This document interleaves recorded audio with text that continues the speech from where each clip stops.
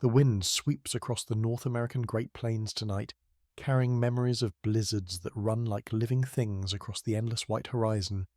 In places far beyond the reach of electric light and insulated walls, there exists a memory of winter, so complete, so absolute, that sleep itself becomes a silent feat of engineering. Have you ever considered what it meant to close your eyes when the only thing separating you from the blizzard was buffalo hide stretched taut on wooden poles? What rest felt like when thunder cracked overhead and hail drummed a rhythm of 1,000 frantic fingers on the leather walls? How a family found warmth in the deep heart of winter, when the prairie held nothing but wind snow and the vast indifferent sky. Tonight we drift back to a time without central heating, without weather forecasts, without the comfortable hum of a modern dwelling. We step into the world of the northern peoples, the Lakota, the Cheyenne, the Blackfoot, communities that made winter camps along frozen rivers and learned to sleep through blizzards that could tear hides and snap lodge poles. The tipi rises now in your mind, a pale cone against the dark smoke rising from its peak, like a prayer lost in the snow. Heavy clouds inside a fire glows low, casting copper shadows on the curved walls. Children sleep pressed against parents wrapped in buffalo robes that hold the smell of smoke and the memory of animal warmth. Outside the world prepares itself, testing every tie, every peg, every carefully positioned smoke flap. If these journeys into the quiet corners of history help you unwind at the end of your day, a like and a subscription are always welcome. No pressure. It's just a gentle way for me to know these stories hold meaning for you. If you're listening right now, wherever you are in the world, feel free to share your location and the local time in the comments. Thank you for being here, for letting history soothe your mind, for allowing yourself to simply listen. Now let the noise of the outside world fade a little more. If you haven't already, dim the light, settle deeper into whatever softness carries you tonight. We are about to enter a tipi on the coldest night of winter, just as the first hailstones begin to fall. And we are going to understand, truly understand, what sleep meant when survival and rest were equally fragile. The year matters less than the season. What matters is the north wind, the snow piling against the walls, the rhythm of breath visible in the frozen air. You are tired, bone tired, the kind of tired that comes from walking through deep snow all day. Your legs ache from the morning's journey to gather firewood. Your fingers are stiff from scraping ice from hides. Your back holds the dull pain of hours spent bent over work that had to be done before dark fell. This is the winter camp situated in a river valley where cottonwoods offer some buffer from the worst winds, and water, though frozen, is close by accessible without venturing onto the exposed plains. The sun has set and the temperature has dropped, with it a cold so sharp you feel it between your teeth. Your breath forms a cloud that hangs for a moment before vanishing into the greater cold. In the last hour of light, you cleared the snow from around the base of your family's teepee, deliberately packing it against the hide walls to form a barrier. It isn't thick, but it will slow the wind that will come searching for gaps in the night. Inside, the air is thick and layered. Close to the fire, it is warm, almost too warm, the kind of heat that makes your cheeks flush and your eyes water from the smoke. 3 feet from the flames, the air is noticeably cooler. By the time you reach the outer wall where the sleeping robes lie, the cold rises from the ground with stubborn patience. The ground beneath you is earth first, then a layer of dry grass, then cedar boughs, then your sleeping robe, buffalo hide, fur side in heavy and slightly damp from the breath of the previous night. The tipi isn't large, perhaps 15 feet across, at its widest 7 lodge poles. Note, the actual number varies by size, typically 12, 15. Rise and converge overhead, their tips passing through the smoke hole always open to the sky, a necessary gap to let smoke escape, but also a conduit for wind, snow, and the biting chill of a winter night. In summer, this opening is a blessing, a source of ventilation and light. In winter it is a compromise, a calculated loss of heat, traded for air. You can breathe inside. The interior holds the tiny universe of your family and their necessities. Hide bags hang from the poles, containing dried meat herbs, tools, and the precious small things that make life more than mere survival. Your mother's sewing kit lies by her sleeping place. Bonals, sinew, thread, softened strips of hide waiting to become moccasins or a patch for the outer wall. Your father's weapons lean against a frame near the entrance within reach, in case an animal or another person approaches in the night. The central fire is small, now deliberately banked down as the family prepares for sleep. A fire too large wastes precious wood and creates dangerous sweat under the buffalo robes, and sweat in winter is a death sentence. Moisture that will freeze, that will pull heat from your body with ruthless efficiency. The wood burning now is cottonwood, slow and steady, producing less intense heat than willow but lasting longer through the dark hours.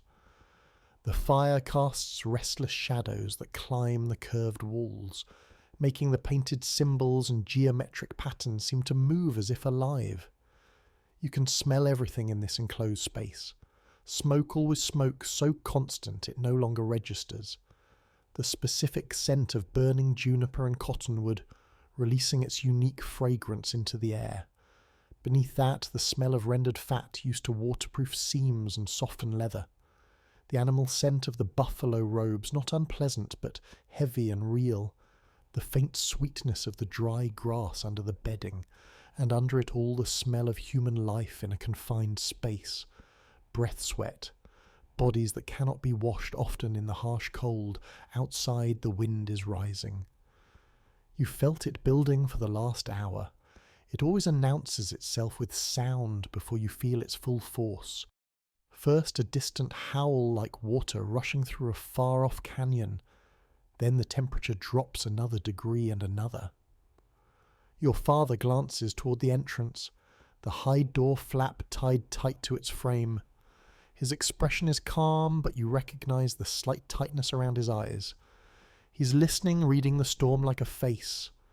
Your mother moves about the tipi with practiced, efficient motions, her actions economical and silent. She adjusts the bedding, pulling it slightly closer to the fire, but not blocking the heat from reaching the children, who sleep at the outer edges. She checks the smoke flaps. The two wing-like hide extensions from the smoke hole, adjustable with long poles from inside. Tonight, these flaps are critical, positioned correctly. They create a draft, pulling smoke up and out. Positioned wrong, they trap it, filling the tipi with a choking haze that makes sleep impossible and can even be fatal. The wind shifts direction abruptly. Your mother instantly adjusts the flaps with the long pole, repositioning the wings to accommodate the new wind. It is a fine calibration, one she has performed thousands of times, reading the wind by sound and feel, by the way the flame leans, by the flow of smoke in the air. Close them too tight and smoke fills the teepee. Open them too wide and wind and snow pour into the opening, extinguishing the fire and filling the tipi with deadly cold. You begin to undress for bed, but undressing in winter is not the luxury it is in summer. You remove your outer moccasins, but keep the inner wrappings. You loosen your leather leggings, but do not remove them entirely. Your shirt stays on, and over it you will wrap the buffalo robe that serves as blanket mattress, and the only barrier against the frozen ground beneath you. You have learned to keep your clothes within reach, for if the fire dies in the night, or if the wind tears at the lodge, you will need to dress quickly, still half asleep, fingers fumbling for ties and toggles in the dark. Your sleeping place is among your siblings near the outer wall, but not against it. The coldest place is right against the wall, where the hide transmits the outside cold with almost no buffer. The warmest places closest to the fire are reserved for the youngest children and the eldest grandparents, those most vulnerable to cold whose bodies produce heat less efficiently. And you, as a young, strong person, are expected to bear the moderate cold of the middle distance. You slide under the buffalo robe and immediately feel the shock of cold leather against your skin. The robe has been lying in the outer part of the teepee all day, absorbing the ambient temperature, and now it radiates that chill back into you. You curl into yourself, knees to chest, arms wrapped around your torso, breathing into the tiny space between your body and the robe, trying to warm the trapped air with your own heat. Slowly, slowly the robe begins to warm. But it will never become truly warm, not like the easy heat of summer. It becomes tolerable, survivable, a state of asterisk, less cold asterisk, that you accept as comfort, only because you have no other choice. The first hailstones strike the teepee, sounding like thrown pebbles. They are small at first, no bigger than seeds pattering against the leather with a dry rhythm. Your mother looks up at the sound, her face lit by the fire, and you see her weighing risks. Hail means ice, means moisture, means potential damage to the outer wall. If the hail is large enough, it can puncture the hide, tiny tears that will widen with wind and sun, letting in a fatal draft, turning a survivable night into a crisis. The hail is larger now. They fall with a deeper, more solid thud. Each impact makes the hide wall give a brief taut shudder visible from inside. The material dips inward slightly, then springs back. The sound is chaotic, like 1,000 drummers with no common rhythm. It is a sound that makes sleep difficult even when you are exhausted, because somewhere in your animal brain you recognize it as danger, as something that requires attention and response. Your younger sister begins to cry softly. She's only 7 winters old, and storms still frighten her in a way they no longer frighten you. Your mother pulls her close, wrapping her in the same robe, sharing body heat and presence.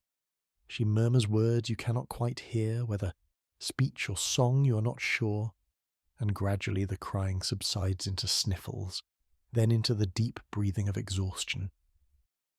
It is a skill your mother possesses, the ability to project calm even when circumstances call for fear. The wind intensifies. Now it is not merely blowing, it is roaring. A sound that makes the prairie into a living thing with a voice.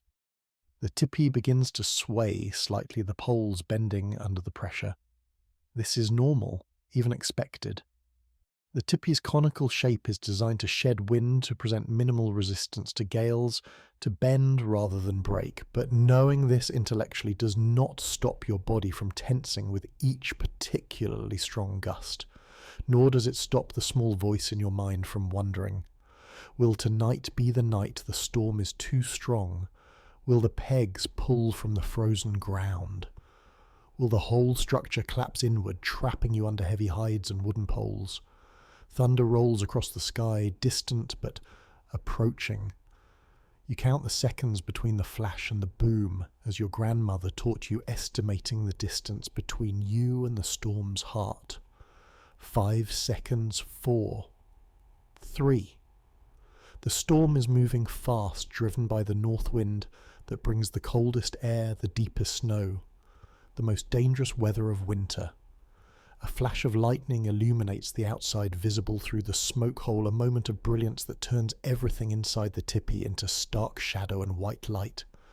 For that instant, you can see every detail. The grain of the hide walls, the wood grain of the poles, the faces of your family. Then the light vanishes. The darkness returns deeper than before, and your eyes struggle to readjust to the dimmer glow of the fire. The thunder that follows is immediate, so loud it seems to split the sky directly overhead. Your sister startles, crying out, and even your father flinches, a quick, controlled little motion, but a flinch nonetheless. Thunder that close means the storm is directly upon you, means lightning is striking the prairie with force enough to split trees, kill animals, and set the autumn dry grass ablaze if it were not winter.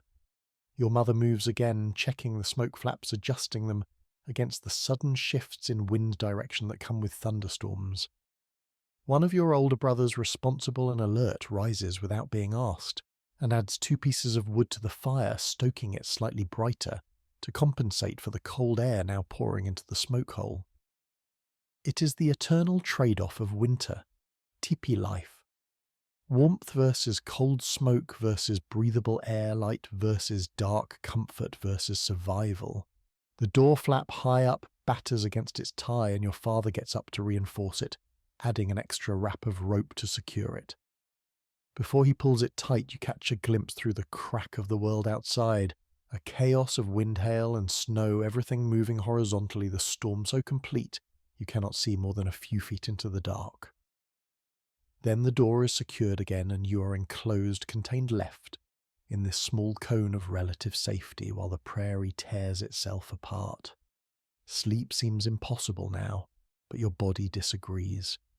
You're so tired, the warmth building under the robe is so seductive, the sound of the storm is so overwhelming that it becomes almost hypnotic.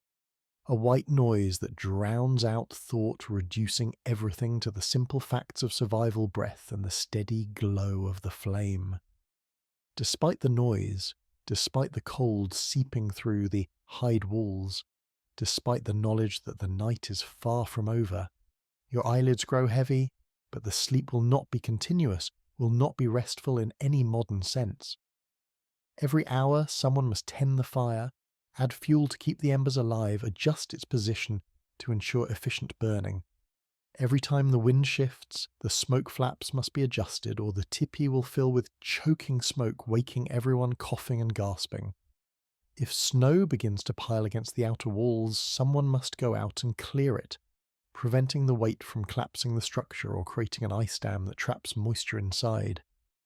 You drift into a light sleep, not fully unconscious, not fully awake. You're still aware of the warmth of the fire on your face, the cold at your back, the body heat of your brother pressed against you, not for affection but for warmth, for survival, sharing heat in the most practical way possible. You are still aware of the rhythm of the storm, how it surges and ebbs like the breath of some great beast that has swallowed the world.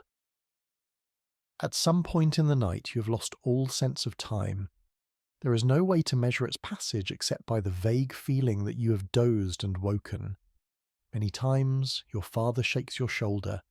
It is your turn to tend the fire. You don't want to leave the cocoon of the robe, don't want to expose yourself to the cold air, but you do, because this is the contract of winter survival. Everyone contributes, everyone sacrifices, everyone endures. You slide out from under the robe and immediately feel the cold as a physical blow. The air near the ground is biting, making your joints ache as you crawl toward the fire. You add wood carefully, placing it where it will catch the embers, blowing gently to encourage the flame, avoiding sparks that could ignite the hide wall. The fire responds, burning a little brighter, pushing the darkness back a few feet. Awake now, you notice a thin layer of frost has formed on the inner surface of the hide wall. It is moisture from the breath of 8 people in a confined space, condensing and freezing the moment it touches the cold leather. In the morning, when the sun warms the outside, this frost will melt, creating a dampness that never fully dries, leaving everything slightly moist, slightly cold, slightly uncomfortable. It is the part of winter tipi life that few talk about, the constant dampness, the way everything feels clammy and cold, never truly dry. You crawl back under the robe. In your absence, the cold has invaded the leather, and now you must warm it again, must endure once more the initial shock of cold material against your skin. You curl up shivering, waiting for your body heat to work its slow magic. Eventually you drift back into something like sleep. The hail has stopped, but snow has begun to fall. You can tell the difference by the sound, the softer rustle of snowflakes versus the hard patter of ice pellets. Snow is preferable to hail in many ways. It does not damage the outer wall, and when it piles up it adds insulation. But snow has its own dangers. Too much weight can collapse the structure, bury the entrance, trap you inside, unable to fetch more wood or water. Lightning flashes again, thunder following. But it is more distant now. The storm moving east, chasing the dawn that must come, though in the dark of the tipi you have no way of knowing how far off morning is. You only know you have survived another hour and then another, and that each hour's survival is itself a tiny victory. Your muscles ache from the cold tension from holding your body in a tight curl for so long.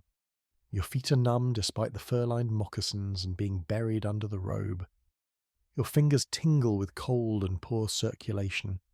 Your face feels flushed on one side from the fire's heat and icy on the other from the draft, an uncomfortable split that makes it hard to find a restful position.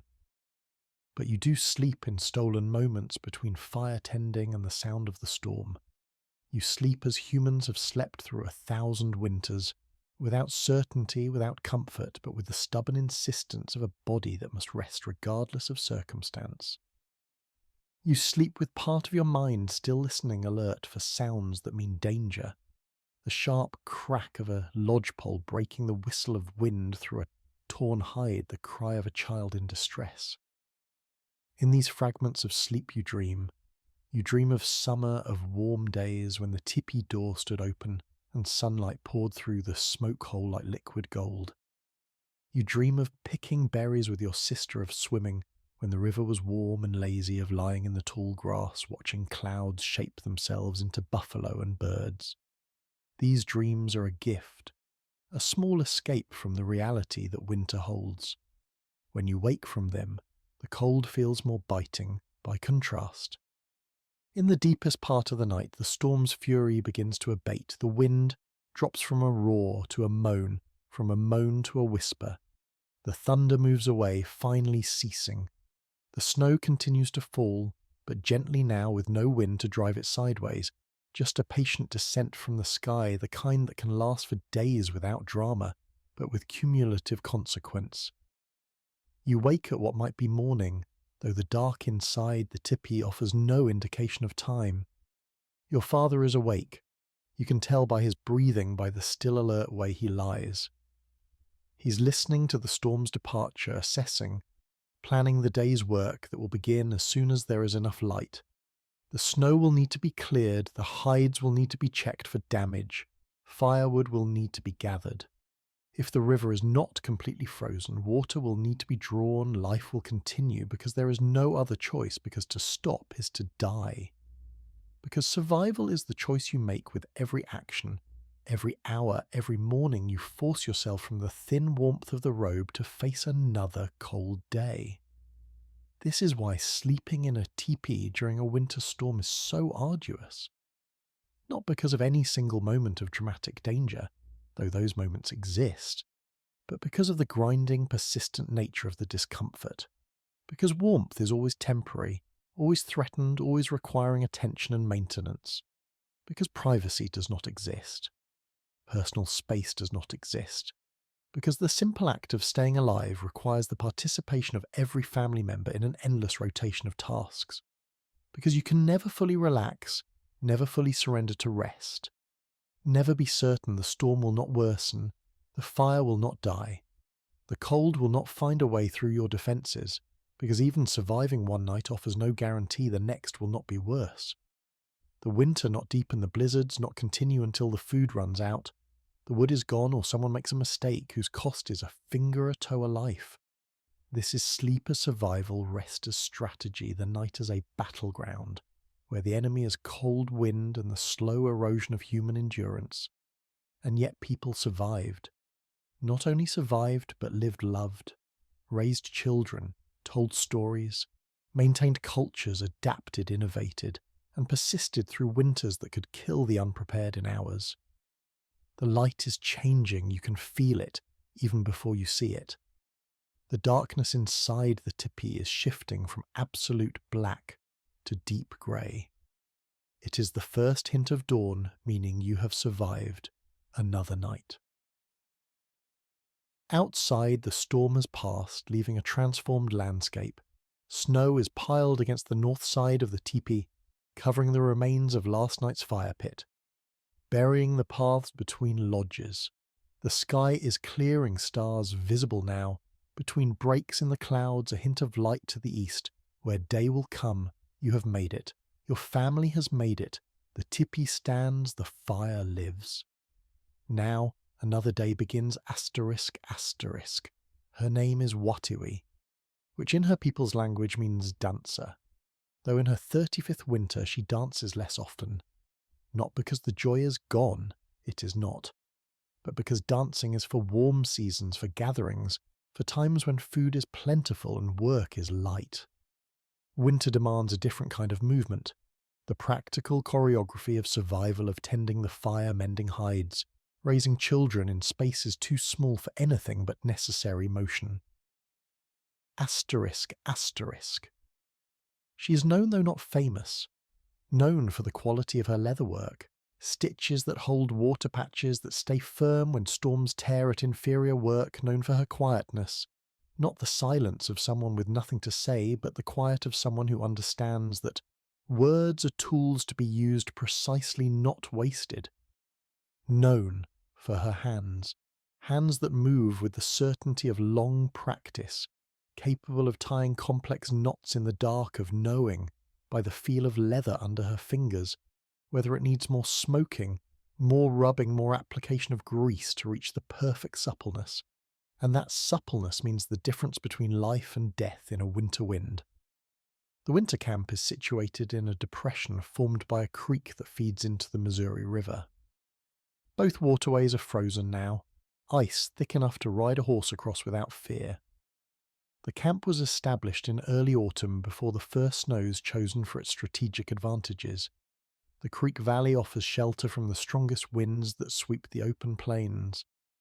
The cottonwoods that grow thick along its banks provide firewood that, while not ideal, is abundant and close, and the river, though frozen, is a known source of water, accessible by chipping through the ice with a stone axe dipping a long-handled ladle into the persistent flow beneath. It is late in the moon of frost, and inside the tipi it is the deepest, darkest part of winter, when the sun seems to have forgotten the northern lands entirely. The hunting party, 15 men, including Watiwi's husband and her 2 brothers, left 5 days ago, following signs reported by scouts of a buffalo herd moving south. This is not unusual. Winter hunts happen when opportunity presents itself, when the herd's movement brings them close enough to make the dangerous journey worthwhile. What is unusual is the timing, so close to a storm that anyone with experience could read in the sky, in the behaviour of animals, in the quality of the light and air. But buffalo do not care for human convenience. The herd was moving and the camp's meat stores were dwindling, so the men left, leaving behind a camp of women, children, and a few elders, too old for the rigours of a winter hunt. This means extra responsibility for those left behind, a reshuffling of labour to cover all necessary work without the strength and numbers of the men Watiwi noticed the storm's approach 2 days before it arrived. The signs were obvious to anyone who knew how to look. A perfect pale ring around the moon, a moon dog, signifying moisture in the air. The camp dogs grew restless, whining and pacing even after being fed. The horses, usually placid in the winter cold, clustered together more tightly than usual, their breath forming a collective cloud of steam, and the temperature, steady for weeks, dropped sharply, not gradually but suddenly, as if a door in the sky had opened and let in air from a colder place beyond human knowing. She did not comment on these observations. Everyone in the camp saw the same signs, made the same calculations. Instead, she simply began to prepare, working through a mental checklist of tasks that needed completing before the storm hit. She inspected every seam of her family's tipi, running her fingers along the places where hide met hide, searching for any separation or weakness that might let in wind. She found 3 spots that needed attention. Not torn yet, but stressed, the stitching beginning to pull loose. She repaired them with fresh sinew thread, passing it through holes she'd punched years before, aligned with perfect precision. She gathered extra firewood, more than she thought she would need, because you never regret having too much fuel, but you often regret having too little. She stacked it carefully in a dry corner of the tipi, away from the fire pit, but close enough to reach in the dark. She checked the fire stones, smooth river rocks that held heat, and repositioned them for maximum efficiency, forming a circle that would reflect warmth inward, rather than letting it dissipate toward the outer walls. She went through the sleeping places one by one, Buffalo robes that showed signs of thinning were doubled up, providing better insulation. The cedar boughs were renewed, the old dry crushed ones replaced with newly cut branches that still held their aromatic oils. These helped dispel dampness and added a pleasant scent to the ever-present smoky air. She arranged the sleeping places in a thoughtful pattern, ensuring the youngest children and her mother-in-law Winona, who was 64 winters old and growing frail, had the spots closest to the fire. The storm announced itself in earnest as evening fell 2 days after the first signs. The already cold temperature plunged the kind of cold that burns exposed skin in seconds. The wind came not building gradually, but arriving all at once as if struck by a giant hand. Within an hour, the world beyond the teepee entrance was invisible, erased by ground blizzard conditions, snow driven horizontally by the wind. Watiwi had already secured the door flap, tying it tight with leather cords, and adjusted the smoke flaps to their winter storm position, angled to prevent downdrafts while still allowing smoke to escape. She'd done this hundreds, perhaps thousands of times, her hands performing the process with the automatic certainty of breathing or a heartbeat. Inside the tipi, her 3 children sat quietly by the fire. The eldest boy, 13 winters, was old enough to understand the seriousness of the storm, old enough to help tend the fire, watch his siblings. The middle girl, 9 winters, sat with her hands folded in her lap, eyes wide but calm, trusting the adults to handle things. The youngest boy, 4 winters, dozed against his grandmother, his face pressed into her side, oblivious to or unconcerned with the dangerous world outside. Watiwi's mother-in-law, Winona, sat in the place of honour at the warmest edge of the fire. She was a woman who had seen 64 winters, who had raised 6 children to adulthood, a remarkable feat in a world where half of all children died before they saw 10 winters.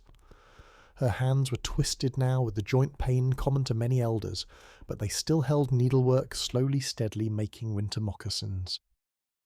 She did not speak much, having grown quiet in her later years, but when she did speak, people listened for. She'd earned the right to be heard.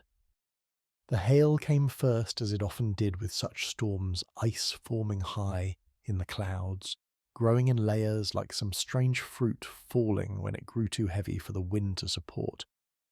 The first hailstones were small, no bigger than berry seeds, pattering dryly against the outer wall, more annoying than alarming. But hail is unpredictable. Stones that start small can cycle back up into the clouds multiple times, coating themselves in layer after layer of ice until they grow to the size of eggs, even fists. Those larger stones can puncture hides, can injure or kill anyone caught outside, can break bones, split skulls. The children looked up at the sound, worry on their faces. Watiwi's eldest son looked to her, waiting for some signal, some indication of how worried he should be.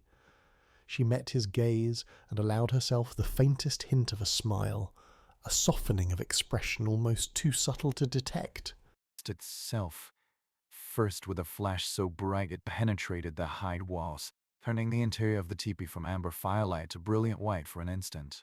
In that moment, what Iwi could see every detail, with unnatural clarity, each hair of the buffalo robes, of the texture of the smoke rising from the fire, the wide eyes of the children frozen in expressions of surprise and fear. Thunder followed seconds later, a long roll that seemed to travel the entire width of the sky, from one horizon to the other, like the sound of something vast and incomprehensible. The children flinched. Even what Iwi felt her body tense involuntarily, felt the ancient, animal part of her brain react to a sound that signified danger, that warned of powers beyond human control or understanding. But she did not let that tension show in her voice. "Win Yan," she said calmly, invoking the thunder beings, the spirits that rode the storms, that spoke with lightning and thunder. "They travel tonight. We will be respectful and quiet, and they will pass us by without harm." This was not empty superstition, not the primitive belief a modern person might imagine. It was practical psychology, a way of contextualizing danger.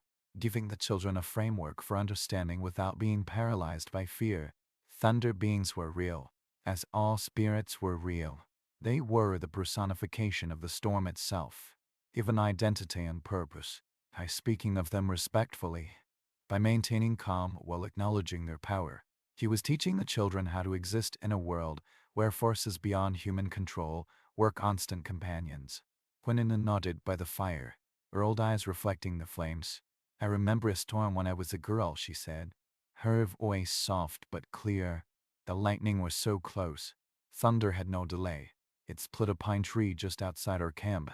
The next morning, we found the heart of the tree shattered, but we were unhurt because we showed respect, because we were quiet and humble, while the Winyan exercised their power. This was how knowledge was passed, not through formal teaching, but through stories, through casual references to past events that carried lessons of survival, of proper behavior, of the way the world worked. The children listened, their fear transforming into fascination. We saw the shift and was satisfied. But then the wind shifted direction, abruptly and violently, with no warning. The smoke flaps, perfectly positioned for the north wind, were now wrong for this new eastern gale. The teepee immediately began to fill with smoke, not gradually, but rapidly, acrid gray smoke pouring down from the smoke hole instead of being drawn up, filling the upper part of the teepee, making everyone's eyes water and throats burn. The children began to cough. Iwi's youngest son woke, crying out in distress, his face pressed into his grandmother's side, trying to escape the smoke with nowhere to go. This was dangerous, truly dangerous.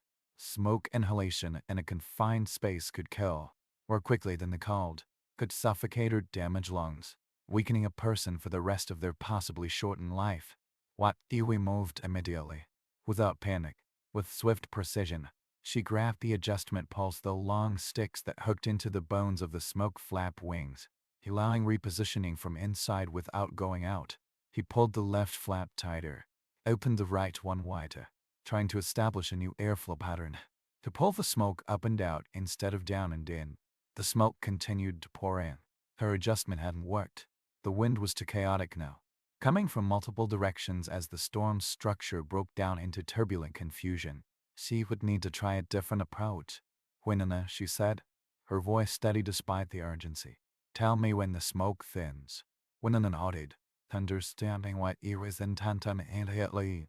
The older woman would watch the behavior of the smoke, while Iwi manipulated the flaps, providing feedback Iwi couldn't see for herself from her position at the smoke hole.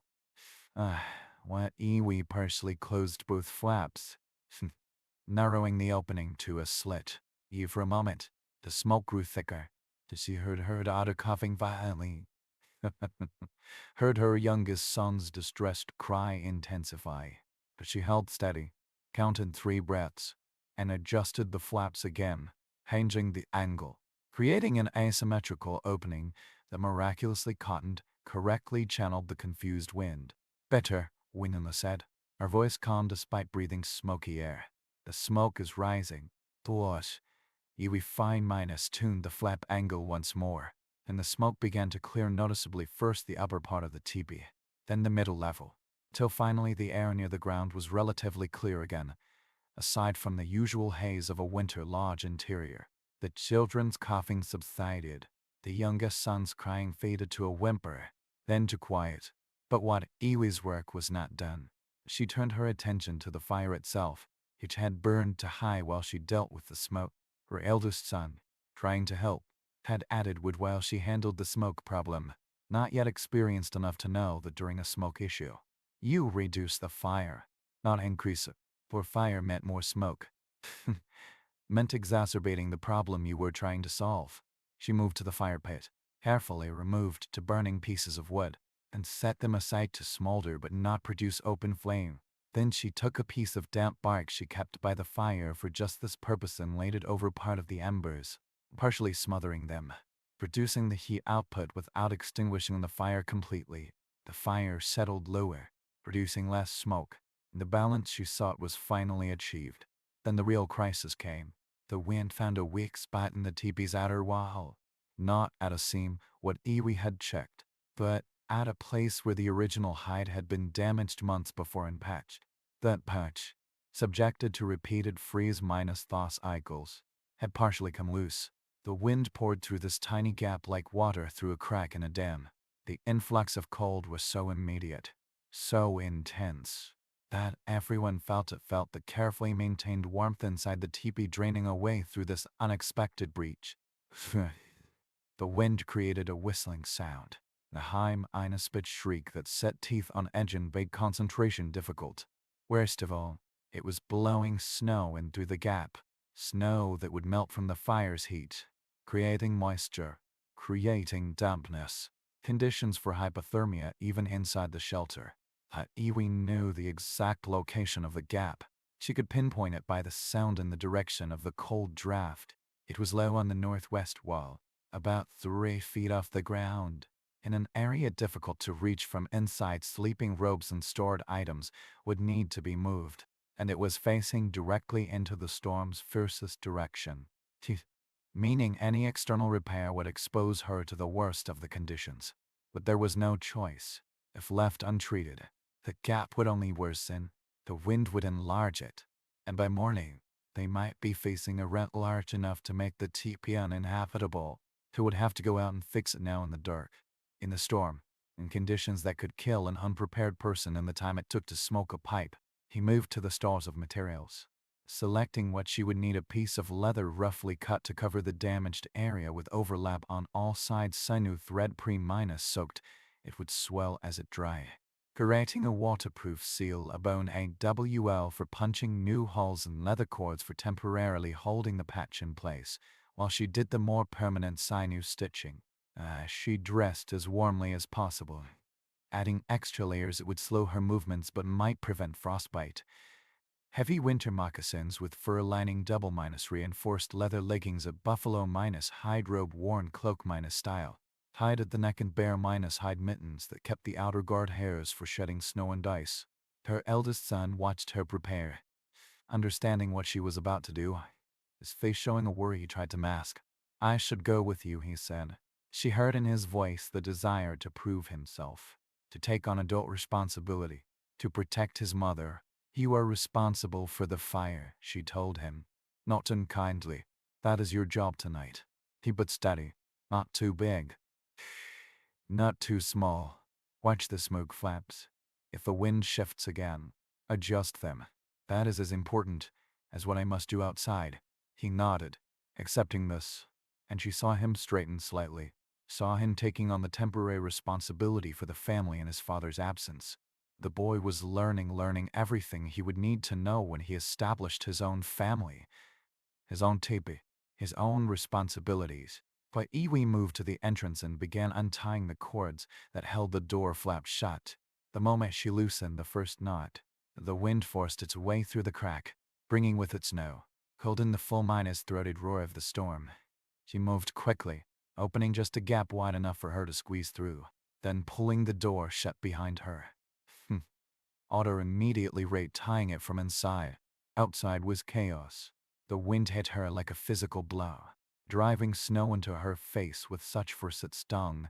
Exposed skin made breathing difficult, made vision almost impossible. The world beyond her immediate vicinity did not exist at all. Only weight, only wind, only a rain that seemed to come from everywhere and nowhere, filling her ears, making thought difficult. She located herself by touch, theory hands moving along the teepee's outer wall, counting steps, measuring distance with her body's memory of the lodge's dimensions. She moved in the direction of the gap, trudging through snow already knee-minus deep and sculpted by the wind into shapes having nothing to do with the underlying terrain. The cold was extraordinary. Within seconds, she felt it penetrating her layers, finding the gaps between leather and skin, between mitten and wrist, between moccasin and legging. Her face began to go numb, skin losing sensation in that way that would lead to frostbite if exposure continued. Her eyes watered from the wind, and the tears froze on her cheeks, forming tiny lines of ice that pulled at her skin. He found the gap by sound, the whistling shriek. distinguishable even over the storm's roar. Up close, he saw the damage was worse than she had thought. The patch wasn't just loose, it was partially torn, leaving a flap of hide that whipped in the wind, threatening to enlarge the tear with each gust. He positioned her body to block as much wind as possible and began to work.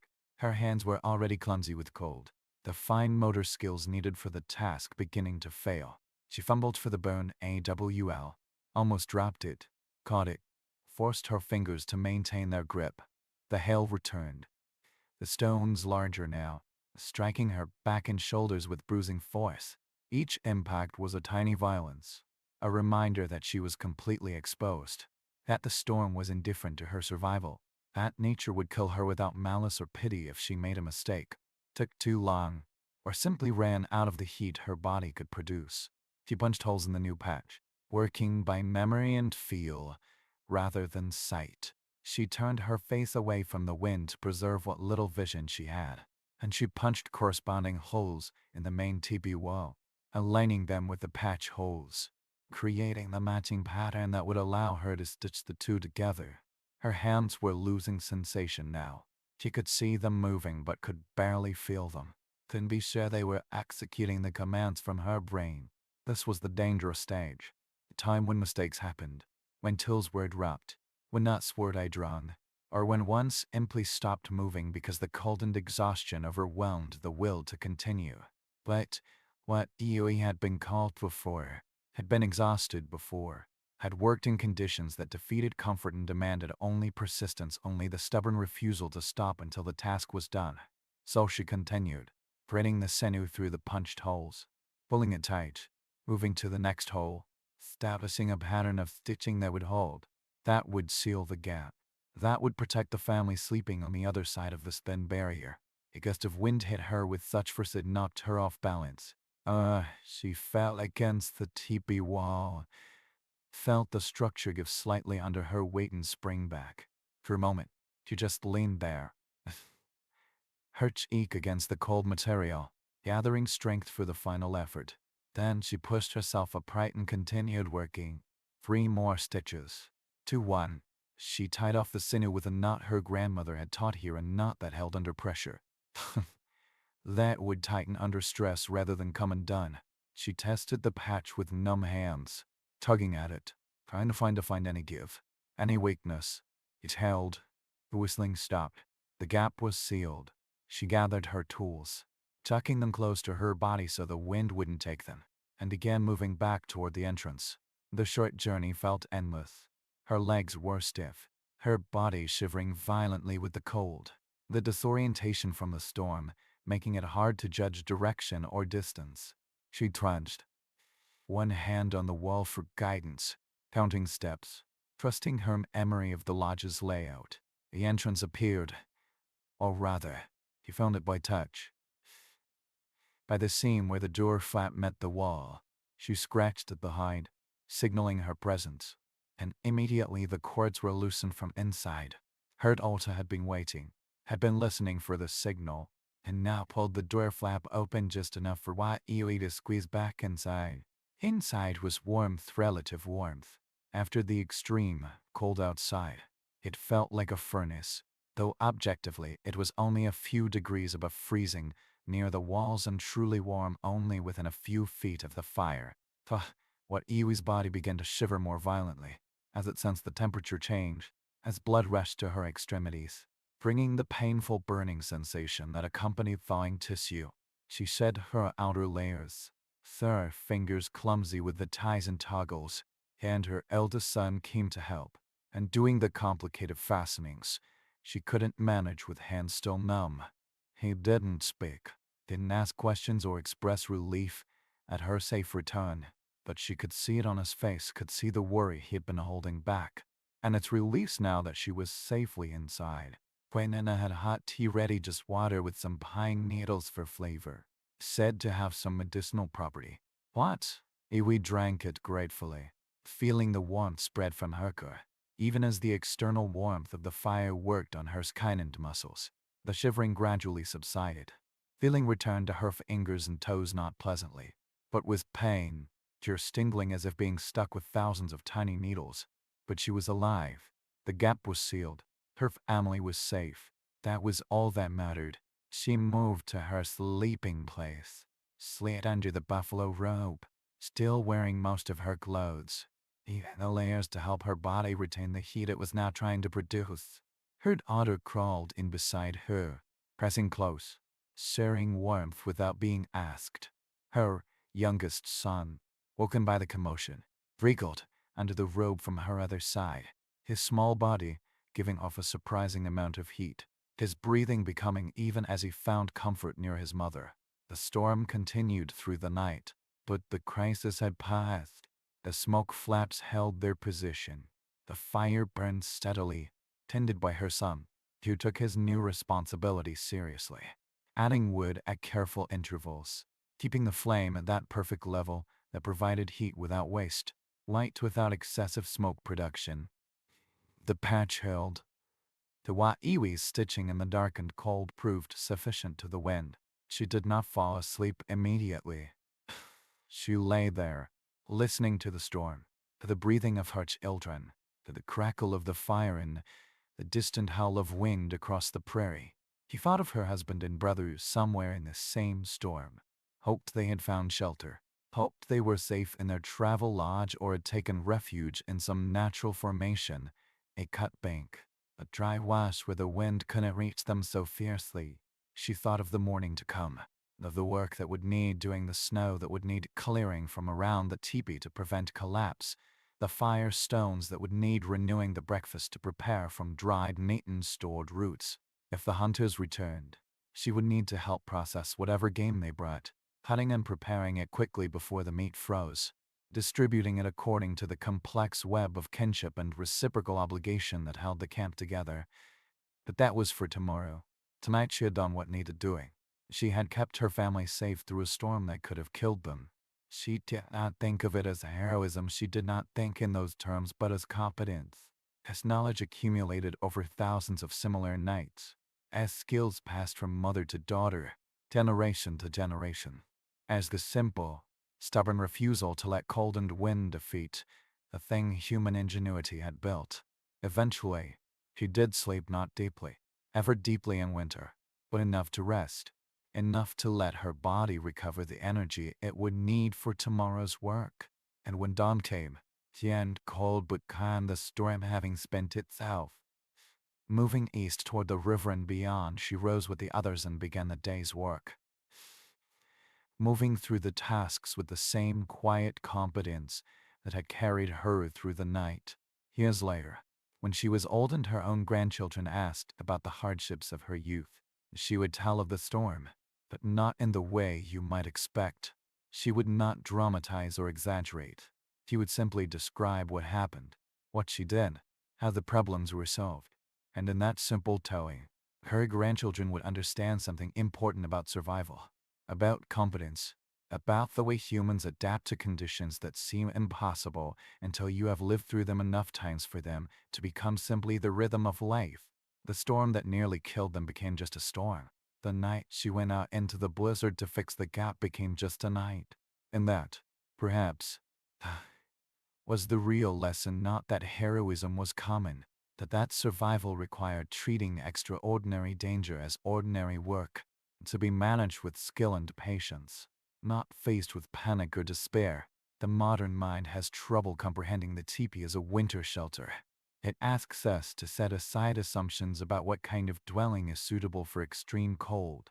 The difficulty lies not in the technical understanding, but in perception itself, in the way the contemporary consciousness is shaped by central heating, insulated walls, thermostats, weather forecasts, by the assumption that comfort means separation from the elements rather than a wise negotiation with them. We might imagine that indigenous peoples simply endured, that they suffered through winter with primitive technology and made the best of an unfortunate situation. That imagining is comfortable because it positions us as the advanced ones, as people who have moved beyond such hardship, living in a present clearly superior to a past defined largely by its deficits. But this understanding is profoundly, fundamentally mistaken. It is rooted not in evidence, but in a kind of cultural superiority that mistakes difference for deficiency. The teepee was not a compromise or a makeshift. Not something people accepted because they lacked the knowledge to build something better. It was an engineering solution to a specific set of problems, refined over centuries of observation and experiment, evolving through countless iterations until it reached a state of perfection suited to its purpose. Its conical shape, so simple in appearance that a modern observer might dismiss it as primitive, actually represents a deep understanding of aerodynamics long before that science had a name. Before anyone thought to describe with equations how it moves around objects, how the plains peoples modified the structure for winter survival involved knowledge that archaeologists and anthropologists are still working to fully comprehend. This knowledge was not encoded in written texts, but in practice, in the accumulated wisdom of generations of living and dying, of testing what worked and what did not by the starkest of measures survival. The challenge for modern researchers is not only to reconstruct the technology, but to recognize the intelligence behind it, to acknowledge that people without laboratories or formal education nonetheless arrived at a precise understanding of principles of thermodynamics and structural engineering, driven by necessity and validated by survival itself. Consider the basic physics of wind interacting with a structure, the forces involved when moving air encounters a solid object in its path. A rectangular building presents flat surfaces to the wind, creating areas of high and low pressure that exert tremendous stress on walls and roofs, forces that must be resisted by structural strength, by walls thick enough and foundations deep enough to hold. Wind hitting a flat surface has nowhere to go but around the edges, accelerating and creating turbulence as it is forced to change course, forming eddies and vortices that multiply the forces applied to the structure. But a cone has no flat surfaces, offers no resistance that must be overcome by force. Gives the wind nothing to push against. Wind encountering a conical shape simply deflects, flowing around the curves as water flows around a stone in a stream, continuing on its path with minimal transfer of energy to the structure itself. This shape does not fight the wind, it yields to it, guides it, transforms what could be a destructive force into something that passes almost unnoticed. This was critical in an environment where wind was not occasional but constant, where days without wind were air enough to be memorable, where the sound of air moving through grass was a kind of silence because it never ceased. Storms could produce gusts over 60 miles per hour, pressure sustained for hours or days. Wind that would quickly destroy any rigid structure not anchored deep into frozen ground. The teepee, by contrast, bent with the wind, its poles flexing like grass stalks, its height covering, moving and breathing, the whole structure behaving more like a living thing than a static building. There is something almost organic in the way a properly erected teepee responds to wind. Suggestion that it is something grown rather than built, as if the shelter evolved naturally rather than was deliberately constructed. Though large poles, cut from straight saplings chosen for their flexibility and strength, bent but did not break under pressure, storing the wind's energy and releasing it gradually after a gust passed. The buffalo, minus hide covering, stretched taut, but not rigid, moved in waves, dispersing force rather than concentrating it, allowing the structure to breathe rather than requiring it to resist. But the real mystery begins when you examine how the plains peoples modified the basic teepee design for winter, use how a shelter that performed excellently in summer, providing shade and shedding rain, became a different, more complex thing when winter demanded additional adaptations. Where the summer teepee was an efficient shelter, the winter teepee had to retain heat while managing moisture, had to keep people warm without suffocating them with smoke, had to remain habitable through blizzards that could last for days. The first and most critical modification was the addition of a liner, or an inner lining, a secondary barrier of hide hung from the lodge poles inside the teepee, several feet away from the outer wall, to create an air gap between the two layers. This liner served multiple purposes, though explaining how it worked requires understanding concepts not formally named until the development of modern thermal engineering, things like convection, thermal mass, and vapor pressure. The air gap between the liner and the outer wall acted as insulation, yes, creating a buffer zone that slowed the loss of heat from the inhabited interior to the frigid outside. But it also created something more dynamic, more active than a simple dead air space.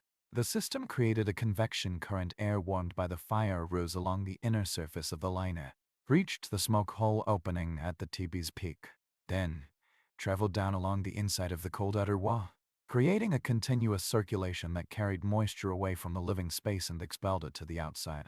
This circulation prevented condensation from forming where people slept and lived, prevented the buildup of moisture, a buildup that would make the space damp and chill, lead to freezing, and gradually lower warmth and comfort. The liner effectively turned the teepee into a passive climate control system, one that required no mechanical energy, that would run as long as the fire burned and the temperature difference existed. We know this system existed because of descriptions from early observers, traders, explorers, and later anthropologists who lived with the plains peoples and recorded what they saw. Extant photographs from the late 19th and early 20th centuries show Wintertip is with the distinctive sag of the inner liner, the particular pattern of its hanging suggesting it was more than decoration. Elders in the 20th century recalled and described these techniques to anthropologists who were wise enough to ask and patient enough to listen. Scholars who recognized they were hearing genuine expertise and exotic folklore. But what we don't fully understand is how the plains peoples discovered this system, how they developed an intuitive understanding of thermodynamics, sophisticated enough to create a passive climate control system without any of the mathematical frameworks that would later explain how it worked. How did someone first realize that a second inner wall did more than add another layer of barrier, that the gap space would create movement, and that movement would solve problems a simple barrier could not? How did knowledge develop about the optimal spacing, recognizing that the gap needed to be wide enough to allow circulation, but not so wide as to waste interior space or let heat dissipate uselessly? Some researchers speculate that the system was discovered through observation of animal dens, noting how hibernating animals like bears created spaces with multiple layers of insulation, how they used vegetation and their own body heat to create a microclimate that remained remarkably stable even as outside temperatures plummeted. Others suggest it was simple trial and error generations of cold nights, leading to incremental improvements until, through a process of cultural evolution akin to natural selection, the optimal configuration emerged. But there's a third possibility. One that makes some Western-trained scientists uncomfortable because it challenges assumptions about the relationship between formal education and true understanding. This possibility is that indigenous peoples understood these principles conceptually, that they were able to conceptualize how heat moves in a space, how air behaves when heated, how moisture could be managed through deliberate design in ways that did not require written mathematics, but were nonetheless complex and accurate. Their knowledge was not merely empirical, we do this because it works, but conceptual, rooted in a true understanding of cause and mechanism. Even if the vocabulary for describing that understanding differed from modern technical language, the archaeological evidence for these questions is frustratingly incomplete, insufficient to settle debates about the origins and spread of this knowledge. Tipis leave almost no permanent trace, no foundations, no stone walls, to nothing that survives burial in prairie soils for millennia, subjected to freeze-thaw cycles, erosion, and the countless processes that erase organic materials. Instead, what we find are fire hearth rings of stones that mark where Tipis stood, that held down the hide walls and occasionally housed holes for the poles. From these minimal remains, stones, circles, and shallow depressions compacted by years of footsteps, archaeologists try to reconstruct not only what these structures looked like, but how they functioned, how people lived in them, how they managed problems that left no physical trace. It is a particular kind of detective work, inference based on absence, conclusions drawn not only from what survives, but from what is missing. Particularly dense scatters of stone flakes might suggest a making work area, place where people spent long winter hours confined indoors. The size of a fire hearth might indicate how many people typically gathered around it. The arrangement of stone circles might reveal whether they held down a large structure or a small one. Whether it was designed for a single family or an extended group, the fire hearts themselves reveal some things, offering clues about temperature, technique, and the rhythm of daily life in a winter camp. Many hearts show evidence of having been stone-lined river stones arranged around the burning area. These stones often show a particular kind of damage racking pattern indicative of repeated heating-uncooling cycles.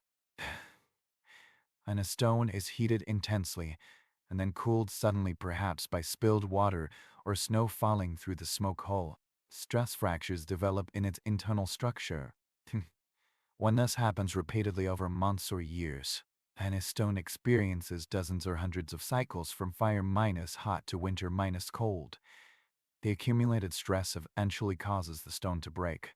This breaking pattern can tell researchers about the temperature range, about how hot the fire got and how quickly it cooled, about whether the fire was maintained continuously or allowed to die and to be rekindled.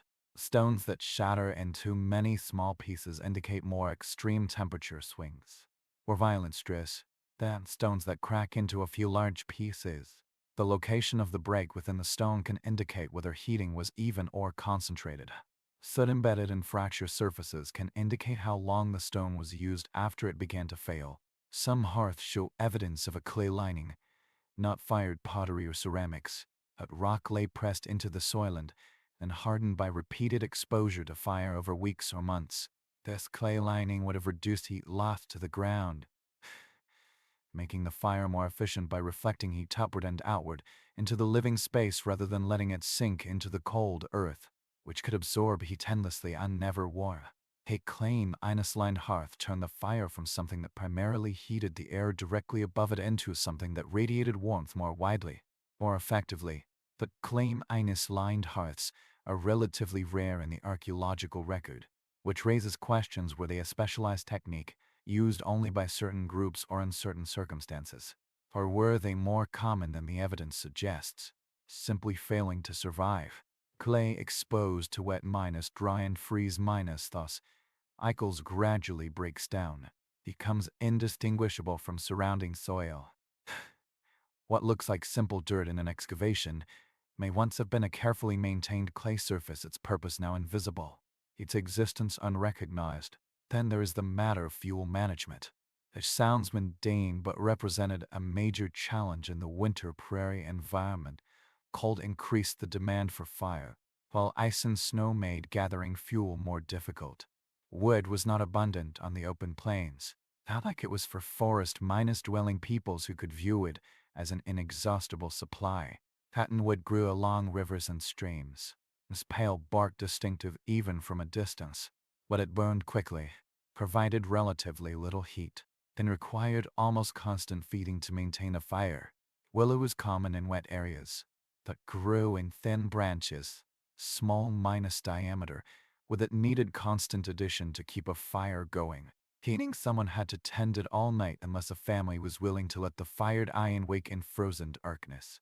Buffalo chips, dried dung, could be stacked and stored, burned slowly and steadily, but produced less heat than wouldn't required large reserves to get a family through a winter, which meant work in the weeks before the first snows fell. Gathering and preparing fuel. How did families calculate fuel needs? How did they estimate what was necessary to survive until spring returned and travel became easier? How did they balance the need to stay warm against the labor of gathering fuel, and against the risk of depleting nearby resources, making next winter even harder? We have some clues from oral histories. Mentions that fuel gathering was a major winter activity, that conflicts arose between groups over access to the woodlands along stream banks, but we lack the kind of detailed, quantitative information that would let us really understand the economics of winter survival. How many pounds of wood or chips were needed per person per day, how far people had to travel to gather it, how they balanced quantity against quantity. Would that give more heat against chips that were easier to transport? We know that fuel gathering was constant work, occupying significant time and energy, and that shortages were a real crisis, potentially meaning death for the elderly or the very young. But the precise calculus of survival, the mental arithmetic families performed as they prepared for winter in the autumn, remains largely opaque to us. The relationship between fire management and smoke management adds another layer of complexity, another balance that had to be struck between competing necessities. A fire too large produced too much smoke, created more combustion by minus products than the smoke hole could vent, filling the living space with choking haze. In a confined space, smoke could lead to carbon monoxide poisoning, a colorless, odorless gas that binds to hemoglobin more readily than oxygen, gradually suffocating the victim as they continue to breathe. Symptoms begin with headache and nausea, easily mistaken for minor discomfort, progress to confusion and loss of coordination, and end in unconsciousness and death. Plains peoples would not have understood carbon monoxide in chemical terms, would not have known the precise molecular mechanisms of hemoglobin binding, oxygen displacement, and poisoning, but they certainly understood the phenomenon, understood that bad air from a poorly managed fire could kill, that certain conditions made it more likely, and that prevention required attention to fire size and smoke flap positioning. The smoke flaps, the adjustable triangular extensions at the top of the teepee that could be opened or closed to control airflow, required constant management in winter, adjusted throughout the day and night as wind direction changed and fire intensity varied. Open them too wide, and cold air poured in, wasting precious heat, making the interior cold despite the fire.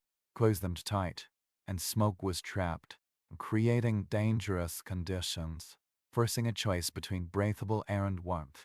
How many people died of carbon monoxide poisoning in winter tip is when snow blocked ventilation or wind made smoke flap adjustment impossible. We have no way of knowing. Deaths in a teepee from smoke or cold leave no distinctive archaeological signature, no unique skeletal damage, no chemical traces that survive centuries buried in the earth. The deceased would simply be buried according to cultural custom, their cause of death unknown and unknowable to future researchers, digging up graves long after the memory of specific individuals had faded. But it must have happened. Must have been a known risk, must have been part of the body of knowledge passed down through generations, how to recognize the signs of bad air, how to correct conditions before they became lethal, how to balance heat against safety when both were desperately necessary to maintain. Parents taught children to watch for certain symptoms, to notice when people became drowsy or confused near the fire, and to understand that these signs meant danger. Not merely tiredness. The knowledge was not preserved in written manuals, but in stories, in warnings, in quiet instruction by the fire in the evenings when there was time to talk and no immediate crisis to pressure the learning. And this brings us to lightning, to thunder, and to the spiritual framework that surrounded storms, that made them more than simple meteorological events, more than the impersonal collision of weather systems described by modern understanding. The Plains people spoke of thunder beings Wakinyan and Lakota, similar concepts across the prairie languages and cultures, entities associated with storms and lightning, the zest of great power and a somewhat unpredictable temperament. These beings were not metaphors, not symbols of a nature personified for poetic effect by modern minds. They were understood as real, present, active agents in the world, to be encountered and who must be treated with the caution due to powerful beings whose favor was valuable, whose anger was dangerous. Western observers, coming from cultures where religion and science had increasingly separated into distinct realms, often classified these beliefs as primitive superstition, the kind of thing that would eventually be replaced by education and scientific understanding with more accurate knowledge. But this classification misses the essence of what these beliefs actually did, how they functioned in the context of winter survival, the role they played in helping people manage real dangers. Consider the practical reality of lightning on the prairie. Set aside modern understanding of electrical discharge and think instead of the immediate physical experience. It was a real threat, a sudden discharge from cloud to ground, following the path of least resistance, seeking anything that protrudes upward from the flat landscape. A teepee, with its large poles reaching 15 or 20 feet into the air, its peak often the highest point for a considerable distance on the flat prairie, was just such a protrusion, a potential lightning target. A direct strike on a teepee could be catastrophic. The lodge poles might explode from sudden heat, internal moisture instantly boiling, shattering the wood like tiny bombs. The hide covering could ignite, turning the shelter into a fireball in seconds. People inside could be killed instantly by the current or suffer burns that could prove fatal in the following days, wounds becoming infected, spreading without modern medicine. So the danger was real, measurable, not imagined or exaggerated for dramatic effect. The question is how people conceptualized and managed that danger. How they thought about something that was both predictable. It happened during storms and random. Any particular teepee might be struck or spared, with no apparent reason. Here the framework of thunder beings reveals itself to be surprisingly practical, to be functional rather than merely symbolic. If lightning was the action of powerful beings who could be spoken to, shown respect, possibly influenced by proper behavior, then you had a framework for action, a sense of agency, a feeling that you were not a passive victim of random chance, but an active participant managing your relationship with dangerous powers. This did not mean the belief was scientifically accurate in the modern sense. Did not mean thunder beings existed as entities you could capture with instruments, study, measure, and predict, but believing in them had entirely practical consequences, led to actions that genuinely reduced risk, keeping quiet during a storm, avoiding unnecessary movement or loud speech, created conditions where people could better hear approaching danger, notice shifts in wind or storm intensity, which might presage increased lightning risk, avoiding behaviors that might draw attention, not pointing at lightning. Not speaking disrespectfully of the storm reduced the likelihood of people being outside at dangerous moments, reduced exposure when a strike did occur, treating objects struck by lightning as powerful and dangerous, handling them carefully or avoiding them altogether, meant people would approach a struck tree or other object with caution, not rush to see it while storm conditions persisted and additional strikes were possible. Furthermore, the objects struck by lightning stones showing the distinctive melting and fusion from exposure to extreme heat, which showing burn patterns were collected and treated as sacred items, as things imbued with the power of the thunder beings. Modern analysis shows that lightning does physically alter stone, can create fulgurite glass tubes formed underground along the path of the electrical current when it strikes sandy soil. It can alter the magnetism of iron-bearing rocks, can weave permanent changes detectable with sensitive instruments. So the physical effects the plains peoples attributed to contact with thunder beings were real, observable phenomena, changes in material properties that anyone could see and feel. The explanatory framework differed from modern physics, the explanation involving entities and agency rather than voltage and current. But the observation underpinning it was accurate. Lightning did change things, did leave marks, did transform ordinary objects into something different. The fact that modern science explains these changes through electromagnetic theory rather than spiritual entities does not invalidate the initial observation that something profound had happened. There is a particular mystery surrounding what archaeologists call lightning stones, small stones found in burial contexts or in medicine bundles, stones that show evidence of having been struck by lightning, displaying the characteristic melting or magnetic alteration that marks them as different from ordinary stones. The mystery is not whether lightning could cause such changes to stone. We know it can, and similar effects can be reproduced in laboratory conditions. But how people found these stones show they located the specific objects struck during a storm, when visibility was near zero, when rain fell so heavily that anything more than a few feet away vanished into gray obscurity, when precise locations could not be marked. A struck stone would simply lie among countless others scattered across the landscape, looking from a distance like any other stone, distinguishable only by close inspection or touch. And yet people found them not occasionally, but regularly enough that lightning stones appear in burial sites and medicine bundles across a wide geographic range and from different groups and periods spanning centuries. How did they return to the location of a lightning strike after the storm passed? Systematically searching the area where the lightning was seen to hit, examining stones one by one, until they found the one showing signs of transformation. Did they notice changes in vegetation or soil that marked the strike point areas where the discharge killed grass or altered the ground, visible days or weeks after the storm? Did they have some technique for detecting the magnetic changes on struck stones, some form of dowsing or divination that left no physical record but was effective? Some sensitivity to magnetic fields that modern people have lost or never developed? The questions multiply, but answers remain scarce, speculative at best. We know that lightning stones were found and valued, that they played a role in spiritual practice, and that they were buried with individuals for whom they held special significance.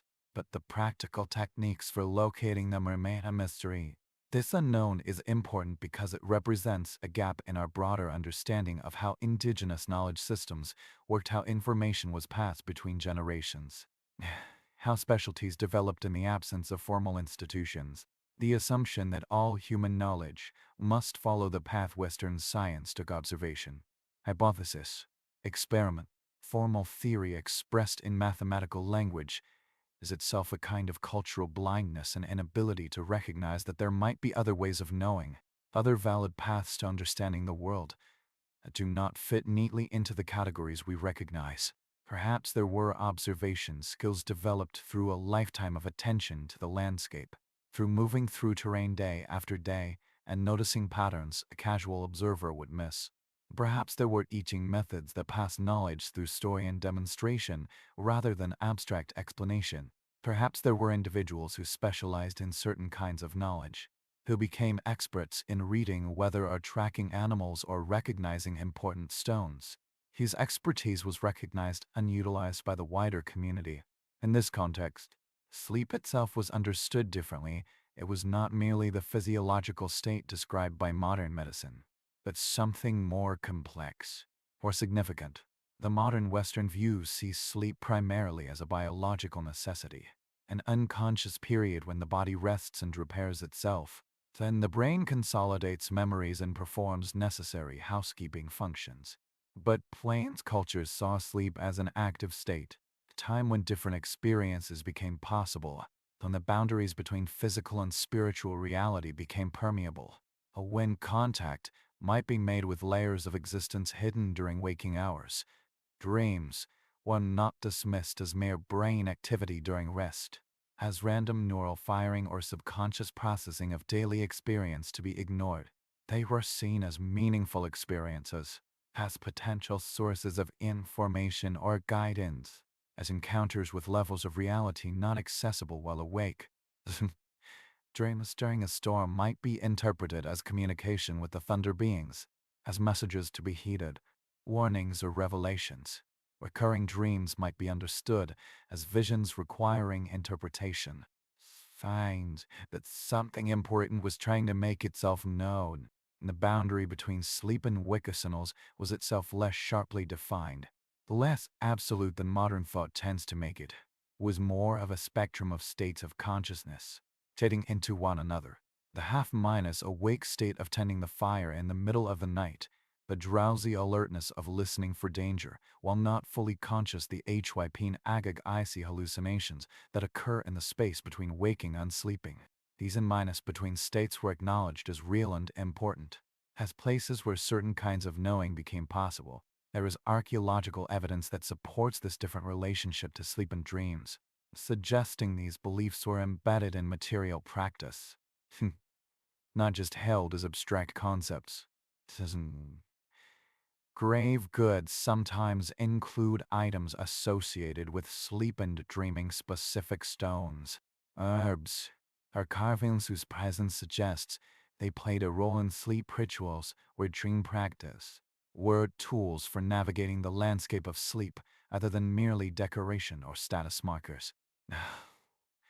Layouts sometimes show the orientation of sleeping places inside Tipis, suggesting a conscious alignment with astronomical features or geographical landmarks, implying that even the direction one slept might have meaning, might affect the quality or content of dreams. A person sleeping with their head to the east might dream differently than one with their head to the west. A teepee with its entrance facing a particular mountain or star might influence the experiences of those sleeping within.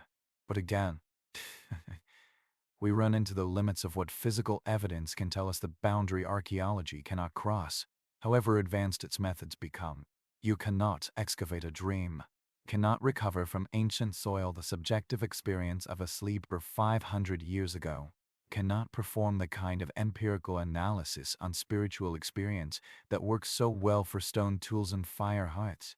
The inner experience of the people sleeping in that teepee during that winter storm 500 years ago is gone. It can only be approached now through the attenuated chain of oral tradition, and through the written accounts of observers who oft unlack the cultural framework to understand what they were seeing.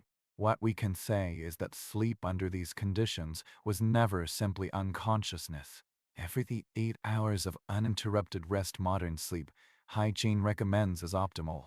It was segmented, interrupted, broken by the necessity of tending the fire, adjusting the smoke flaps, and by sudden awakenings when some sound or change was recognized as a potential danger. An instinct overrode fatigue and pulled consciousness back to alertness. Someone had to wake periodically to add fuel to the fire, to keep it from dying and plunging the family into deadly cold.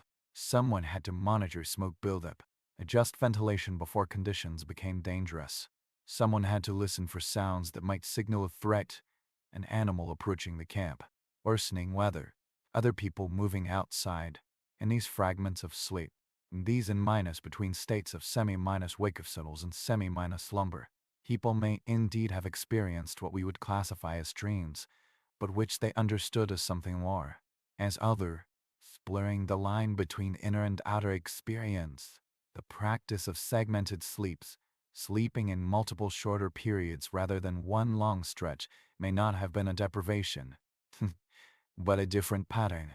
One humans likely followed for most of our evolutionary history before artificial lighting made it possible to stay awake long after sunset.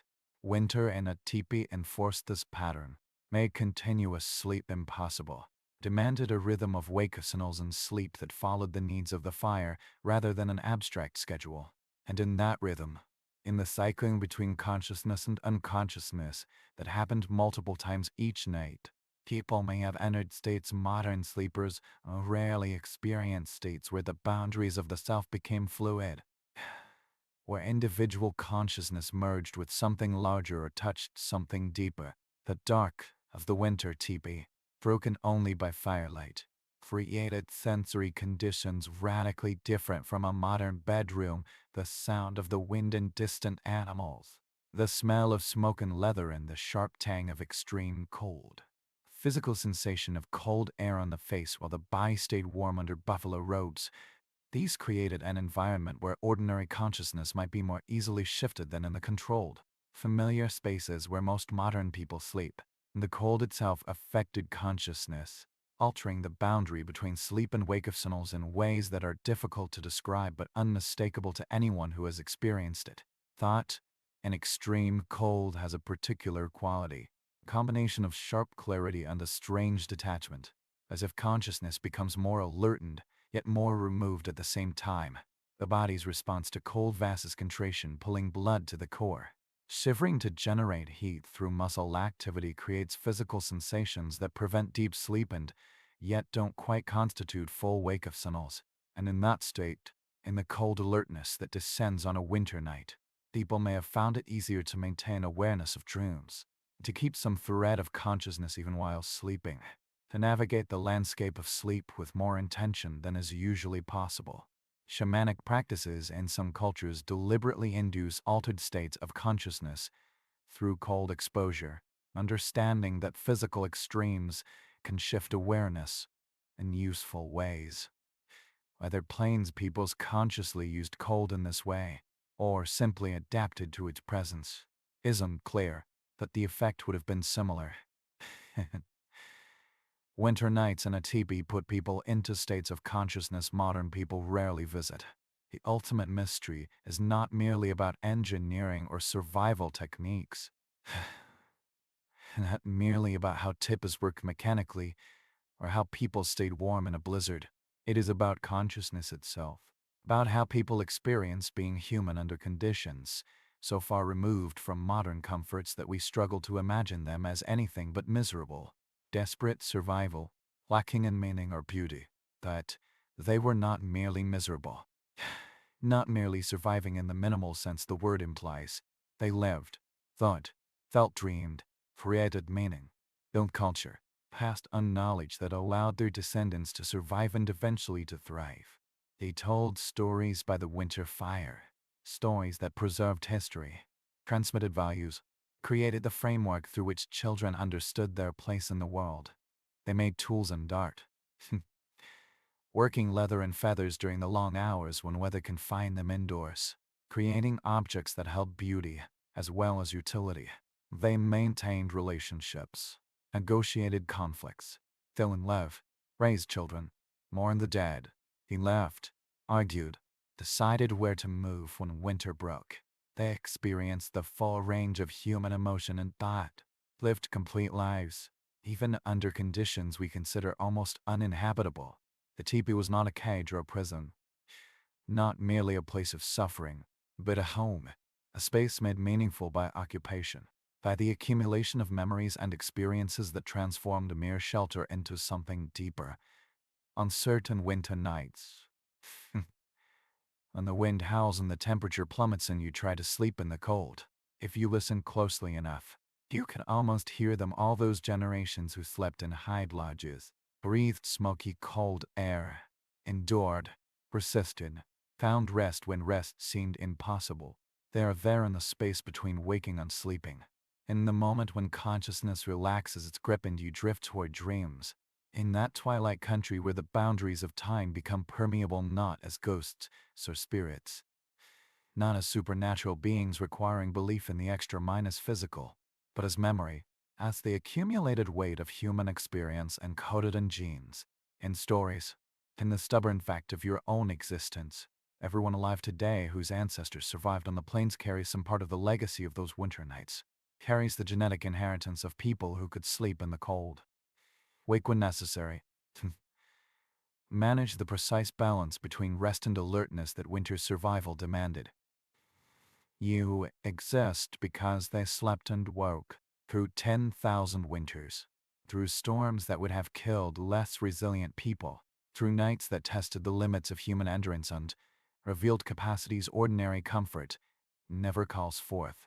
You exist because someone, hundreds or thousands of years ago, woke in the dark to tend the fire, fought exhaustion, added fuel, adjusted the smoke flaps, kept their family alive for one more night.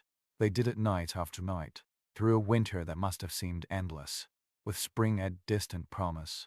And in that persistence, in that refusal to surrender to cold and dark, and the daily acts of maintenance and care that kept life going when letting go would have been easier, they earned more than survival.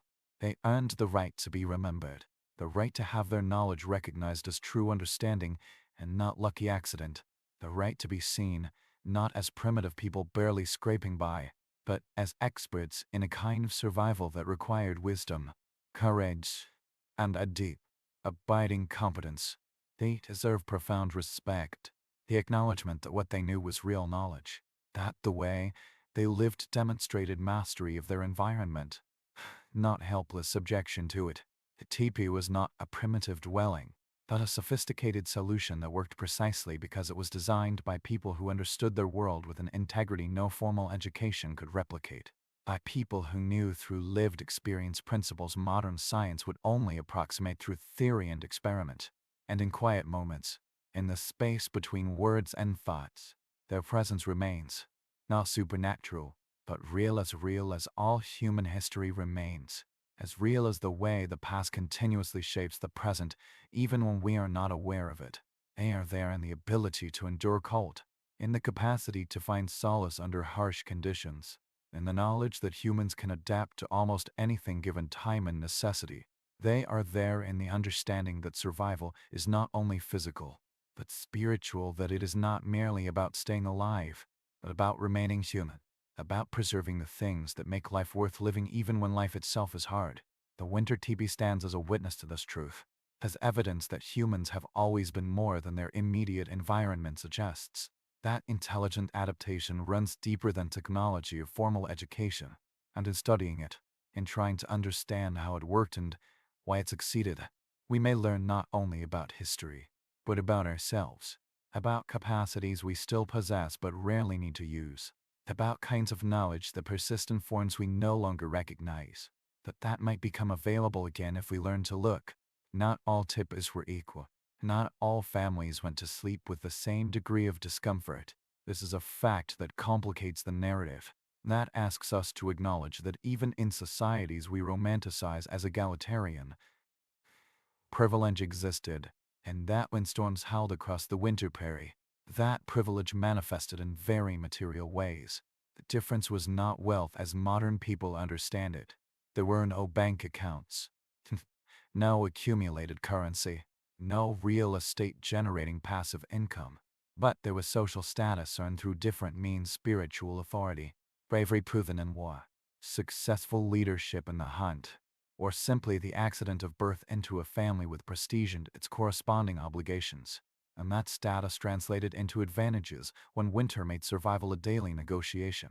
Nay, high-status families' teepee might be 20 feet in diameter rather than 15, might use 20 or even 30 lodge poles rather than the dozen or so sufficient for an ordinary family shelter. This was not merely ostentation. Greater diameter meant more floor space. Sleeping areas farther from the cold walls meant measurably warmer sleeping conditions. Extra lodge poles created a more stable frame, more resistant to strong winds, less likely to fail catastrophically when storms tested the structure's limits. The hides covering these elite lodges were of better quality. It's a prime leather from buffalo taken in their best condition, carefully processed to retain maximum flexibility and water resistance. They used double-thick in winter configurations, so that a complete double layer of hide separated the interior from the outside, where an ordinary family might make do with one good outer layer and a thinner. Hatchliner, the high-status family, could afford the full double-wall construction that made a significant difference in livability. There were other, less obvious but equally important material advantages. More buffalo robes for sleeping, not the bare minimum necessary, but an abundance, allowing for layering, creating genuine warmth rather than merely survivable cold. Rare, precious bear hides might supplement the buffalo robes, providing superior insulation at the cost of extra weight and bulk. Beaver pelts, otter furs, the pelts of small animals that required specialized knowledge and skill to obtain.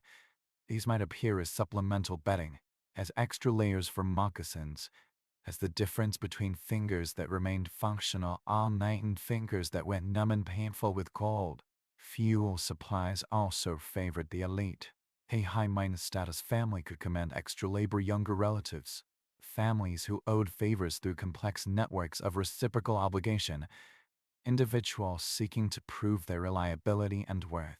This meant fuel gathering was not a constant worry, but a managed task, ensuring piles of wood were always ready near the entrance, that the fire could burn steadily through the night without the anxiety of dwindling supplies forcing impossible choices between warmth and waste.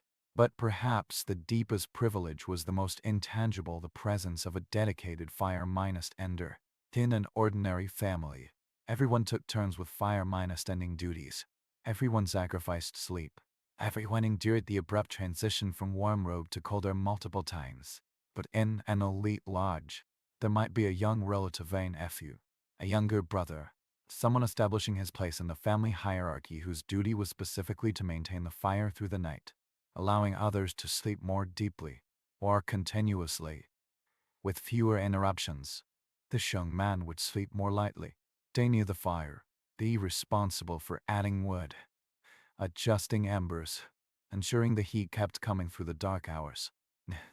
It was a position of trust, but also one of hardship. You slept less, worked more, endured greater discomfort, but it was also a position within a high-status family, a place where you learned by proximity to power, where you observed how decisions were made, how authority was exercised, where you built relationships that might eventually translate into higher status of your own. The spiritual dimension of elite status manifested particularly in relation to storms and lightning. Where an ordinary family responded to thunder with quiet respect and a hope to pass unnoticed, the family of a medicine keeper or spiritual authority often held a different understanding. For them, storm was not only a danger to be endured, but a potential opportunity for an encounter with power, a moment when the boundary between the ordinary and the sacred became thin, permeable. A medicine keeper's lodge might be deliberately placed at the center of the camp, not on the windward, more dangerous edges. This central position was both practical. Surrounding lodges provided some windbreak and buffer, and symbolic. The arrangement of space reflected a spiritual geography, the most important families occupying the most protected position. During a storm, these families might perform specific rituals, not the elaborate public ceremonies of summer, but private, family-based practices meant to maintain proper relationships with the powers manifesting in the weather.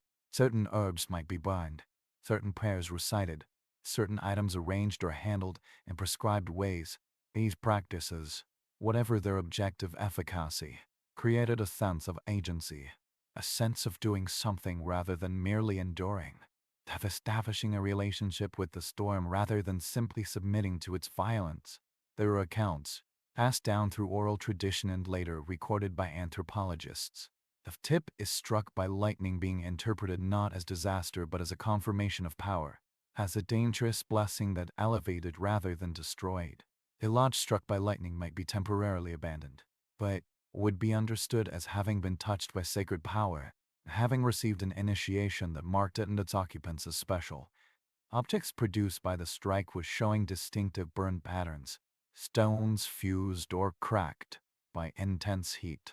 Soil melted into glassy forms would be collected and incorporated into medicine bundles, those collections of sacred objects that held power and meaning for families and individuals. These lightning-touched objects were not curiosities or decorations. They were understood to carry actual power, transformed by contact with a force beyond human control. Bridges between the realms of ordinary and extraordinary experience. But we must be careful not to exaggerate the protections that is provided. A larger teepee was still made of hide and wood, still subject to the same forces that threatened smaller lodges. More buffalo robes made you warmer, but not invulnerable. Dedicated fire-ender reduced your personal burden, but did not eliminate the fundamental precariances of winter survival. And lightning, when it struck, discriminated according to physics, not social rank. The highest lodge pole, whether belonging to a medicine keeper or an ordinary family, attracted the strike with the same indifference. In fact, elite status in nomadic cultures had a vulnerability that settled agricultural peoples easily overlook. Prestige depended on your ability to fulfill obligations, to demonstrate generosity, to maintain the relationships that created your high position. A hard winter could deplete resources, a failed hunt could damage your reputation for providing, and the mobility required by plains life meant you could not accumulate property beyond what was transportable. A teepee might be larger, but it still had to be folded and packed, still had to be erected and taken down with each move of the camp, still had to be light enough for dogs or horses to drag across the prairie. Moreover, the responsibilities of high status were real and burdensome. Family of a medicine keeper did not merely enjoy advantages. They were expected to provide services, to properly maintain sacred objects, to perform rituals that benefited the entire community, to offer advice on spiritual matters, to interpret dreams and signs. The family of a war leader gained prestige from victories, but also carried the weight of decisions that meant life or death, that determined whether people went hungry, that placed the camp in locations that proved wise or disastrous when winter storms came, and when the storm hit, when the night grew wild and the teepee walls creaked under wind pressure and hail threatened to tear the leather and cold poured in with murderous intent, the gap between elite and ordinary narrowed considerably. Everyone slept in the same material structure. Everyone was subject to the same weather. Everyone was fundamentally at the mercy of forces that did not care about social distinctions. There is a story, recorded from an elderly Lakota woman in the early 20th century, about a winter storm that collapsed several lodges, including that of a prominent family. The storm came suddenly, with winds stronger than any in recent memory. and the lodge poles, even the stout, carefully selected poles of the medicine keeper's large teepee, snapped like kindling. The family escaped injury, but lost most of their material wealth. The carefully accumulated buffalo robes buried under snow and hide food stores scattered their prestige, temporarily tarnished by the visible evidence of being defeated by natural forces. What the story emphasizes is how the community responded. Other families offered shelter, shared food, helped salvage what could be saved, and that response was not seen as special charity, but as expected behavior, as the fulfillment of reciprocal obligations that held the community together. The medicine keeper's family had provided services when they could. Now others provided assistance when it was needed. The storm proved what everyone already knew in some way, that survival was communal, that no family was truly independent, that the security status provided was an illusion that could be torn away as easily as the wind tore hide. So the contrast between elite and ordinary was real, but not absolute. It was difference within common vulnerability, advantage within shared precariances. The children of the medicine keeper slept warmer than the children of an ordinary family. But they still slept on frozen ground inside a hide lodge, still breathed smoky air, still woke to tend the fire, still endured the basic discomforts of a plains winter. And in the deepest part of the night, when the storm was fiercest and sleep came in fragments between fire minus tending and worry, the difference perhaps shrank to zero. Perhaps the medicine keeper, lying on his bare robes in his large lodge, experienced the same basic human reaction to cold and danger as the youngest child of the most ordinary family, that animal awareness that you are small and fragile, that the forces arrayed against you are vast and indifferent. That survival is never guaranteed, only earned through constant attention and effort. Elite in this context did not mean living under different conditions as a separate class. They were the same kinds of people facing the same challenges, with slightly better tools and slightly more support, but still fundamentally engaged in the same struggle. That is perhaps why Plains oral traditions and narratives of winter survival rarely emphasize material differences between families. The stories that are told, the knowledge that is passed on, focuses on what everyone needed to know: how to read the storm, how to maintain the fire, how to position the smoke flaps, how to keep calm when circumstances called for panic. Because in the end, the storm tested everyone equally. It found every weakness, exploited every gap, pushed every structure to its limit. Whether you were a medicine keeper or an ordinary hunter, whether your lodge had 20 poles or 12, whether you slept on bare hide or ordinary buffalo robes, you still had to solve the same problems, still had to balance heat and smoke and cold, still had to endure the night and wake to face the work of the next day. The privilege of status bought you a degree of comfort, not certainty. It provided advantage, not guarantee. And this fundamental equality in the face of natural forces created a kind of social leveling that no accumulated prestige could completely overcome. You were, in the most literal sense, all in the same boat, or rather, the same teepee riding out the same storm, hoping to see the same dawn. The sun rises now over the winter camp, the world transformed, now lies deep on the prairie, sculpted by wind into drifts and hollows, burying everything but the highest landmarks. The storm has passed, moving east toward the river and beyond, leaving a silence so complete it seems to have weight, to press upon the ears with the absence of sound.